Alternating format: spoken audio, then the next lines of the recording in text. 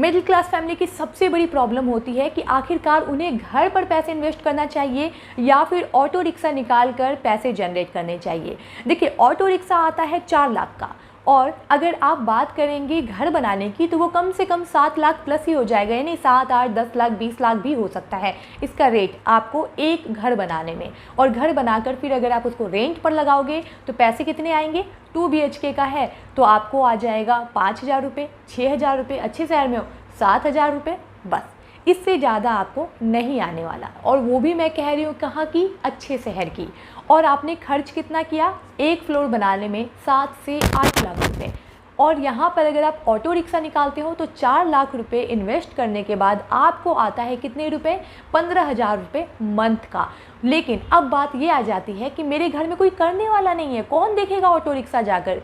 कौन देखेगा कि ऑटो रिक्शा कहीं वो लेकर भाग ना जाए? जैसे मैं रेंट पर दूँ और वो लेकर भाग गया तो क्या पता वो ज़बरदस्ती उसे ख़राब कर दे और मेरे पैसे बार बार इन्वेस्ट होते रहें, तो मैं तो बहुत परेशान हो जाऊंगा। ये ऑटो रिक्शा ये सब मेरे बस की नहीं है। तो बहुत लोगों के मन में ये सारे सवाल आते हैं कि नहीं नहीं, ऑटो रिक्शा ये सब फालतू चीज़ है, ये मेरे बस का नहीं है, ये मेरे से होगा ही नहीं। मुझे कोई ऐसा चीज़ बताओ जो ना बहुत आसानी से हो, मतलब मैं बैठे बैठे रहूँ और आराम से सारी चीज़ें हो जाए।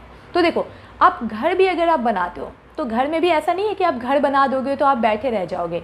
घर में भी जब आप मोटर लगवाओगे ना तो रेंट वाले जो होंगे वो मोटर ख़राब करेंगे, उसके पैसे आपको भरने पड़ेंगे। जब भी वो 1 साल या 2 साल के बाद घर को खाली करेंगे आपको पेंट करवाना ही पड़ेगा, वरना आप देखोगे घर की कंडीशन बहुत ख़राब हो जाएगी।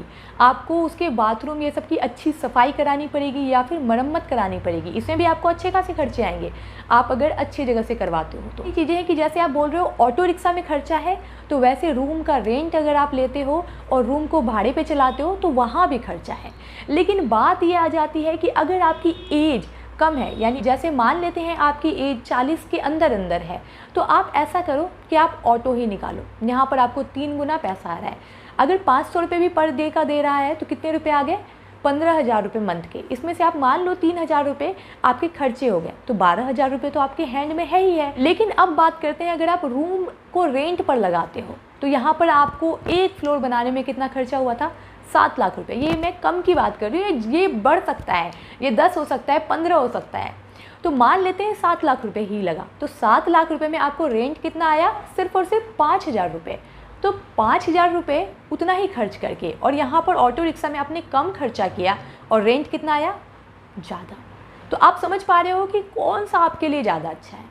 बहुत लोग ऐसा कहेंगे कि नहीं नहीं, मुझे इतना झंझट पालना ही नहीं है, मैं बस घर में रहूं, पैसे आते रहें, अपने को टेंशन नहीं लेना है और सुकून भरी लाइफ जीनी है, तो मुझे चाहिए कुछ ऐसा जिसमें कि आसानी से पैसे आएँ। तो आप घर पर इन्वेस्ट कर सकते हो, यानी कि आप चाहो तो आपके पास पैसों की भी कोई दिक्कत नहीं है, तो आप 1 फ्लोर क्यों 4 फ्लोर बनाओ, 4 क्यों आप और बनाओ, और अच्छी बात है आप जितना बना सकते हो बनाओ और फिर आप रेंट पर लगा दो। लेकिन आपको ये भी पता होगा कि गुजारा करने के लिए आज के ज़माने में कम से कम 50-60 हज़ार रुपये तो आपको चाहिए ही, आप चाहे कैसे भी सिटी में रहते हो। अगर 50-60 हज़ार रुपये आपको नहीं आते हैं तो आप अपने आप को बिल्कुल गरीब फील करोगे। तो आपको सोचना है कि इस समय की क्या करना चाहिए। आपको रेंट से पैसे चाहिए या फिर थोड़ी सी मेहनत करके आप ऑटो रिक्शा पर इन्वेस्ट करोगे और वहाँ से पैसे आप लेना चाहोगे और यहाँ से थोड़ा जल्दी पैसा आपको आ जाएगा, तो यहाँ से आपकी सारी परेशानी दूर हो सकती है। 2 से आप 3 ऑटो निकाल सकते हो और यहाँ से आप यहाँ भी आप घर बैठे बैठे अच्छे खासे पैसे ऑटो रिक्शा में आप जनरेट कर सकते हो। बाकी आपकी मर्जी है, अगर आप ज़्यादा एजेड हो, इतने एज के हो कि जहाँ आप चल फिर नहीं सकते, जहाँ आपको परेशानी है, तो आपके लिए सबसे अच्छा उपाय घर बनाकर रेंट पर लगाना ही है। और वहाँ से पैसे लाइए, आराम से चुपचाप कम खाइए पिए, आराम से जिए, आपकी लाइफ इसमें ही अच्छी है। और मेहनत कर सकते हैं थोड़ा सा तो आप ऑटो रिक्शा में इन्वेस्ट कीजिए, यहाँ से आपको जल्दी पैसा मिल सकता है। तो उम्मीद करती हूँ आपको समझ में आएगा कि मिडिल क्लास फैमिली को कौन सा काम करना चाहिए, यानी अपने थोड़े से पैसे को कहाँ इन्वेस्ट करना चाहिए, जहाँ से आपको ईजिली घर बैठे पैसे आ सकते हैं। चलिए मिलते हैं अगले वीडियो में, अपना बहुत सारा ख्याल रखें।